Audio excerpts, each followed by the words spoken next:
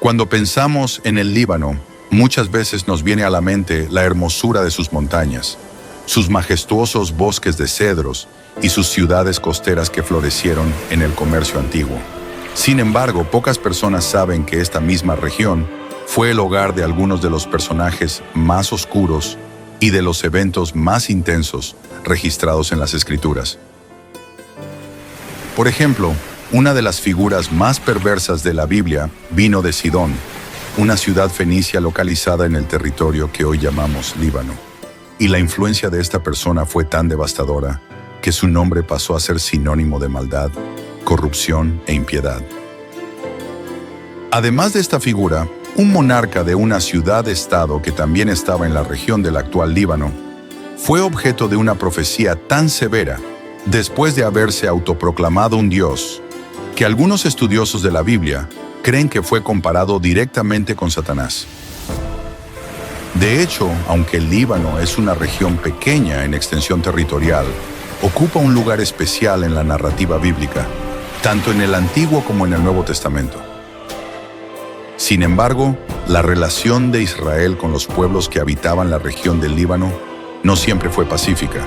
Aunque hubo tiempos de cooperación y comercio, el Líbano también fue fuente de gran tentación e idolatría para los israelitas. En este video conocerás la relación entre el Líbano e Israel a lo largo de la historia bíblica, desde los tiempos más antiguos hasta las profecías escatológicas que involucraron elementos de aquel territorio, y entenderás todo lo que la Biblia dice sobre esta tierra que albergó tanto gloria como decadencia. El Líbano, como región geográfica, está presente desde los primeros relatos bíblicos, aunque sea de forma indirecta. La primera cuestión a entender es la geografía del Líbano en los tiempos bíblicos. La palabra Líbano deriva de una raíz semítica que significa blanco, refiriéndose probablemente a la cima nevada de las montañas que dominan la región o a los brillantes acantilados de piedra caliza. Estas montañas forman dos cordilleras principales, el Monte Líbano al oeste y el Monte Antilíbano al este, separadas por el fértil valle de Bekaa. Este valle era una importante ruta de comercio y comunicación entre el norte y el sur del antiguo Oriente Medio. Además de las cordilleras y del valle, la región del Líbano era rica en recursos naturales, principalmente sus bosques de cedros y otros árboles de gran tamaño.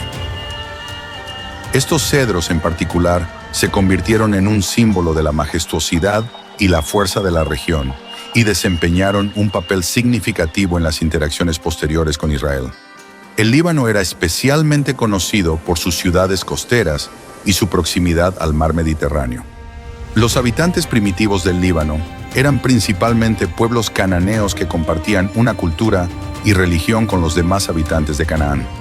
Entre los pueblos que habitaban la región del Líbano, los fenicios fueron los más notables. Fenicia era una civilización marítima en la costa del Líbano, y las ciudades de Tiro y Sidón eran grandes centros comerciales y portuarios. Tiro y Sidón aparecen repetidamente en las Escrituras, tanto por su papel económico como por su relación con Israel. Pero ¿cuál era el origen de estos pueblos? En Génesis capítulo 10, entre los versículos 15 y 19, encontramos la mención de Sidón como el primogénito de Canaán, hijo de Cam, quien fue maldecido por Noé. Estos pueblos no eran grandes potencias militares, pero su fuerza residía en sus habilidades en la navegación, mediante las cuales ejercieron considerable influencia en la región.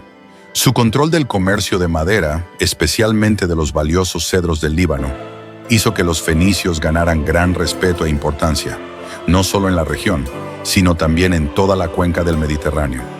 Aunque el territorio del Líbano no se menciona explícitamente en las historias de los patriarcas, los pueblos que habitaban el área y las características naturales de la región ya tenían su importancia en esa época.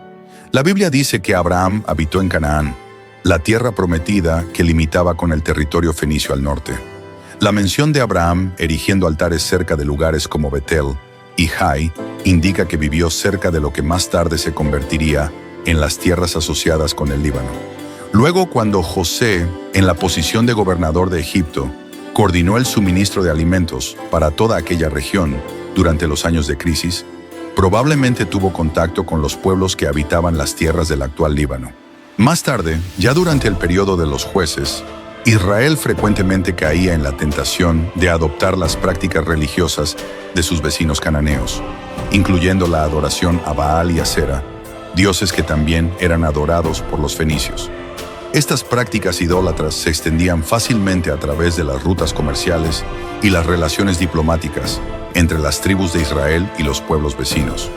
Es posible que la cultura fenicia, altamente desarrollada y comercialmente próspera en ese tiempo, aunque de manera indirecta, haya tenido un efecto sobre los israelitas, que a menudo se alejaban del Dios de Israel en favor de las prácticas religiosas vecinas. Esto significa que, aunque el libro de los jueces no menciona directamente al Líbano como enemigo de Israel, los pueblos de la costa y del norte, incluyendo a los fenicios, eran conocidos por su influencia en las regiones adyacentes. Pero fue en el periodo de la monarquía de Israel cuando las interacciones entre los israelitas y los pueblos del Líbano se intensificaron. En esa época, el Líbano, con sus majestuosos bosques de cedros, su próspero comercio marítimo y sus ciudades influyentes como Tiro y Sidón, desempeñó un papel importante en las alianzas políticas y económicas de Israel, aunque también generó conflictos religiosos. La relación más notable entre Israel y la región del Líbano ocurrió durante el reinado del rey Salomón, el tercer rey de Israel, cuando aquella región pasó a ser una fuente vital de recursos para la construcción del primer templo de Jerusalén. Uno de los puntos álgidos de esa relación fue la alianza entre Salomón e Hiram, rey de Tiro. Hiram fue uno de los más poderosos gobernantes de Fenicia, y su ciudad-estado de Tiro era una fuerza dominante en el comercio marítimo del Mediterráneo. Al reconocer la sabiduría de Salomón y su ascenso como rey de un reino próspero, Hiram estableció una alianza con él, como se describe en el primer libro de los Reyes, capítulo 5. Esta alianza se basaba en intereses mutuos de comercio y cooperación política. Hiram proporcionó a Salomón los famosos cedros del Líbano, otras maderas nobles y trabajadores especializados en la extracción y transporte de la madera. A cambio, Salomón abasteció a Hiram con trigo y aceite, productos abundantes en Israel. Este intercambio caracterizó una cooperación pacífica y mutuamente beneficiosa entre las dos naciones. La alianza entre Salomón y Hiram fue tan fuerte que el rey fenicio expresó gran alegría al escuchar sobre la construcción del templo, alabando al Dios de Israel. El templo de Jerusalén, construido por Salomón para ser el lugar donde el Señor habitaría en medio de su pueblo, requería materiales de alta calidad, especialmente madera, y los cedros del Líbano eran reconocidos como la mejor madera disponible. Cuando leemos en la Biblia la descripción de la estructura del templo, percibimos que los cedros del Líbano fueron utilizados en el techo y en las paredes internas, revistiendo el interior del santuario. Además del templo, Salomón también construyó para sí un magnífico palacio, que incluía una estructura llamada la Casa del Bosque del Líbano. Esta construcción, que formaba parte del complejo real, recibió ese nombre por la cantidad de cedros utilizados en su construcción. En verdad, los cedros del Líbano eran muy famosos por su altura, fuerza y durabilidad, pudiendo alcanzar hasta 30 metros de altura, y eran un recurso valioso en el antiguo Oriente Medio para su uso en construcciones importantes. Pero la relación entre Israel y el Líbano no siempre fue pacífica o mutuamente beneficiosa. Uno de los momentos más oscuros en la historia de Israel, que involucró al Líbano, ocurrió durante el reinado del rey Acab y de su esposa, la princesa Jezabel. Jezabel era hija de Etbaal, rey de Sidón, una de las ciudades más importantes de Fenicia, en la región del actual Líbano. La introducción de Jezabel en la corte de Israel marcó un periodo de gran apostasía y corrupción espiritual. La Biblia dice que Jezabel trajo consigo la adoración a Baal, el dios fenicio de las tormentas y la fertilidad, y a la diosa Asera, una divinidad cananea también asociada con la fertilidad. Bajo su influencia, Acab construyó un altar a Baal en Samaria y promovió el culto a estos dioses paganos. La adoración a Baal, incentivada por Jezabel, resultó en rituales inmorales y crueles. Además, Jezabel introdujo sacerdotes de Baal en Israel y persiguió a los profetas del Señor, ordenando matarlos. Esto provocó gran ira en el Señor, quien había ordenado que su pueblo fuera separado de las prácticas idólatras de los cananeos y se dedicara enteramente a él. En respuesta a la idolatría de Jezabel y Acab, Dios levantó al profeta Elías para confrontar directamente el culto a Baal. El famoso enfrentamiento en el Monte Carmelo fue el punto culminante de este conflicto. Elías desafió a los profetas de Baal a invocar a su Dios para que hiciera descender fuego del cielo, lo cual obviamente no sucedió. Entonces, después del fracaso de los profetas de Baal, Elías oró, y el Señor respondió con fuego del cielo, demostrando que el Dios de Israel es el único Dios verdadero. La victoria de Elías sobre los profetas de Baal demostró el poder del Señor y marcó el comienzo de la caída de la influencia de Jezabel. Sin embargo, Jezabel continuó intentando perseguir a Elías y resistió al Señor hasta su trágico final, cuando fue muerta como resultado de su rebelión contra Dios. También es importante entender que en los libros poéticos y proféticos de la Biblia, el territorio del actual Líbano es mencionado tanto como símbolo de belleza, majestuosidad y fuerza, como de orgullo y juicio. Los autores bíblicos, especialmente en los libros poéticos, utilizaron los cedros, los paisajes y los elementos del Líbano para simbolizar hermosura, grandeza, prosperidad e incluso romanticismo, como en el Cantar de los Cantares de Salomón. En el Salmo 92, por ejemplo, los cedros del Líbano son usados como una metáfora para la vida del justo, cuando en el verso 12 el salmista dice que el justo florecerá como la palmera y crecerá como el cedro del Líbano.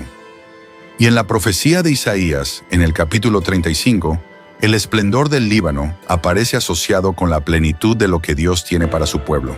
Sin embargo, en otra parte, los cedros del Líbano también son mencionados por el mismo profeta Isaías en el capítulo 2 de su libro, como representaciones del orgullo altivo de las naciones y de las personas que confían en sí mismas en lugar de confiar en Dios. En este sentido, Isaías advirtió que el día del Señor de los ejércitos será contra todos los soberbios y altivos, y contra todos los cedros del Líbano, altos y elevados. En otras palabras, Dios estaba anunciando su juicio contra toda forma de arrogancia y autosuficiencia que no reconoce su soberanía, demostrando que la verdadera fuerza y permanencia solo vienen de la sumisión a su gobierno. Pero las profecías que involucran el territorio del actual Líbano no se restringieron solo al uso metafórico. Las ciudades de la región del Líbano, Tiro y Sidón, también aparecen en las profecías de los grandes profetas de Israel, como Isaías y Ezequiel. Estas ciudades, conocidas por su riqueza y poder, se convirtieron en símbolos de orgullo y corrupción, atrayendo el juicio de Dios. La ciudad de Tiro, en particular, era conocida por su comercio marítimo y sus vastas riquezas. Sin embargo, con el tiempo, este éxito llevó a un orgullo extremo y al rechazo del Señor. El profeta Ezequiel, en su profecía contra Tiro, describió el juicio que vendría sobre la ciudad por su arrogancia. Dios declaró que Tiro sería destruida y su gloria y riqueza serían derribadas. El profeta Ezequiel se refirió al rey de Tiro, usando un lenguaje simbólico tan impresionante y anunciando un juicio tan devastador contra él, que muchos estudiosos, a lo largo de la tradición cristiana, han visto en esta descripción una comparación entre el rey de Tiro y Satanás, debido a su orgullo y autoexaltación. Quienes interpretan de esta manera creen que el lenguaje utilizado por el profeta sería una descripción no solo de la caída de un rey terrenal, sino de la propia caída de Satanás. La caída de Tiro se cumplió parcialmente cuando Alejandro Magno destruyó la ciudad en 332 a.C., tal como había sido predicho. Así, Tiro se convirtió en un ejemplo del juicio de Dios sobre las naciones que se exaltan por encima de él y confían en sus riquezas y poder. De igual modo que la ciudad de Tiro, la ciudad de Sidón, en el territorio del Líbano, también recibió una condena profética. Aunque no fue tan prominente como su vecina, Sidón fue objeto de advertencias de Dios debido a su idolatría y corrupción. En Ezequiel capítulo 28, el Señor prometió enviar juicio sobre Sidón, destruyéndola por su traición contra el pueblo de Dios. El pecado de Sidón estaba arraigado en su desprecio por la santidad de Dios, y en la promoción de prácticas religiosas que desviaban el corazón del hombre de la verdadera adoración. Por lo tanto, las dos principales ciudades del territorio del Líbano en los tiempos bíblicos, con el tiempo, se convirtieron en ejemplos del orgullo humano y de cómo Dios no tolera la autosuficiencia y el pecado desenfrenado. Pero el Líbano no termina su participación en las profecías bíblicas en un contexto de juicio, pues en otros pasajes el Líbano es mencionado en textos de esperanza y restauración, especialmente en Isaías, capítulo 60, versículo 13. Se dice que los recursos del Líbano serán usados para la gloria de Dios, adornando el santuario del Señor. Esta profecía, que describe la gloria de Sión en un primer momento, se refería a la restauración de Judá con el retorno del remanente fiel después del tiempo de cautiverio, proclamando a los creyentes del Antiguo Testamento que aún había un futuro grandioso para la Jerusalén terrenal. Sin embargo, por otro lado, esta profecía también se extendía a un escenario más escatológico, enfocándose en la gloria de la Jerusalén celestial y el cumplimiento del propósito divino en la salvación que Dios concede a la Iglesia por medio de Cristo en la era presente, sirviendo como señal y garantía de su futura glorificación. Por esto muchos comentaristas bíblicos interpretan esta visión del Líbano, participando en un contexto de renovación futura, como una referencia a la transformación que sucederá en toda la creación cuando el reino de Dios sea plenamente establecido. Ya en el periodo del Nuevo Testamento, el Líbano formaba parte de la provincia romana de Siria, y sus ciudades costeras de Tiro y Sidón seguían siendo importantes centros comerciales y culturales. La interacción más notable de Jesús con la región del Líbano ocurrió en el conocido episodio en el que se encontró con una mujer sirofenicia. El texto bíblico registra que Jesús viajó a la región de Tiro y Sidón, distanciándose temporalmente de Judea y Galilea, en parte para escapar de la creciente hostilidad de las autoridades religiosas judías. Fue durante esa visita cuando una mujer local se acercó a Jesús, suplicándole que expulsara al demonio que atormentaba a su hija. La mujer es descrita en el texto bíblico como fenicia de nacimiento, es decir, una gentil, lo que la hacía una extranjera a los ojos de los judíos, alguien que no formaba parte del pacto abrahámico. Al principio, Jesús respondió a aquella mujer de manera dura, poniendo a prueba su fe, diciéndole que no era correcto tomar el pan de los hijos y echarlo a los perritos. Esta respuesta de Jesús tenía que ver con la prioridad de su misión en Israel en ese momento. Sin embargo, la mujer sirofenicia respondió con humildad y perseverancia, diciéndole al Señor Jesús que incluso los perritos comen de las migajas que caen de la mesa de sus dueños. Ante esta demostración de fe, Jesús liberó a la hija de aquella mujer, anunciando de cierta forma la expansión de la misión mesiánica hacia los gentiles. Jesús también mencionó a Tiro y Sidón durante sus enseñanzas, frecuentemente utilizando estas ciudades para ilustrar la idea de juicio y arrepentimiento. Jesús llegó a reprender a las ciudades israelitas de Corazín y Betsaida, comparando su falta de arrepentimiento con la actitud que él esperaba de las ciudades paganas de Tiro y Sidón. Jesús dijo que si los milagros presenciados por Corazín y Betsaida hubieran sido realizados en Tiro y Sidón, esas ciudades fenicias se habrían arrepentido. Esta crítica fue una severa advertencia de que el juicio de Dios no estaba restringido a naciones extranjeras, sino que se aplicaba igualmente a su propio pueblo ante la dureza de su corazón. El texto bíblico también relata que entre la multitud que seguía a Jesús había personas de Galilea, Judea, Jerusalén, Idumea, del otro lado del Jordán, y de los alrededores de Tiro y Sidón, es decir, de la región del actual territorio del Líbano. Y por último, con la llegada del cristianismo en el periodo posterior a la resurrección de Cristo, el Líbano, especialmente a través de sus ciudades más notables, también se convirtió en parte de la expansión del Evangelio en la región del Mediterráneo oriental. El cristianismo primitivo comenzó a extenderse más allá de las fronteras de Israel y de las áreas tradicionalmente judías, alcanzando también las regiones fenicias y otros centros culturales grecorromanos.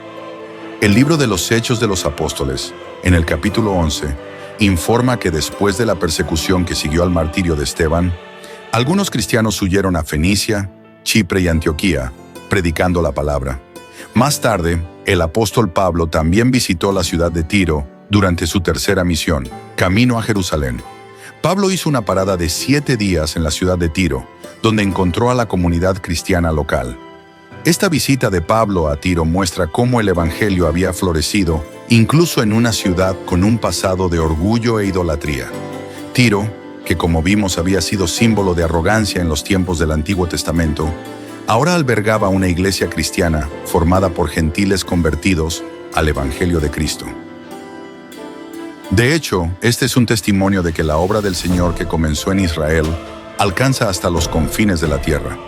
El plan redentor de Dios no se limita a un pueblo o a una región geográfica, sino que se extiende a todos los pueblos, a todas las naciones, tribus y lenguas, incluyendo al Líbano. Si te ha gustado este contenido y quieres seguir aprendiendo más sobre la Biblia y sus enseñanzas, te invitamos a suscribirte a nuestro canal y activar la campanita para no perderte ninguno de nuestros próximos videos. También nos encantaría saber tus opiniones y preguntas en los comentarios. Estamos aquí para aprender juntos.